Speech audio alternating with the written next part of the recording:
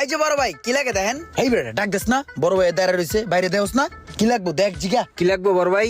ভাই আমার 1 কেজি আলু দিয়েন, 1 ডজন ডিম দিয়েন আর একটা গুঁড়া দুধের প্যাকেট দিয়েন। 1 ডজন আলু, 1 কেজি ডিম আর একটা গুঁড়া দুধ।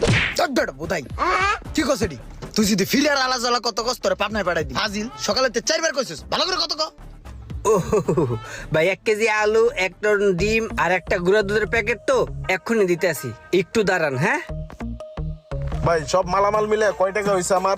680 টাকা। 680 না? 680 তো বিল হইলো, কিন্তু আমার কাছে তো খুচরা নাই আর।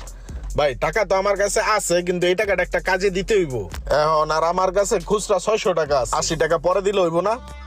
আরে আচ্ছা ভাই কি কোন, আপনার যখন যা লাগে নিজের দোকান মনে করে লয়ে যাবেন, আপনি আইবেন আর লয়ে যাবেন, টাকা পয়সা লয়ে কোনো প্যারা লয়েন না ভাই। সমস্যা নাই, আমি পরে দিয়ে যাবো। আরে ভাই আইন তো।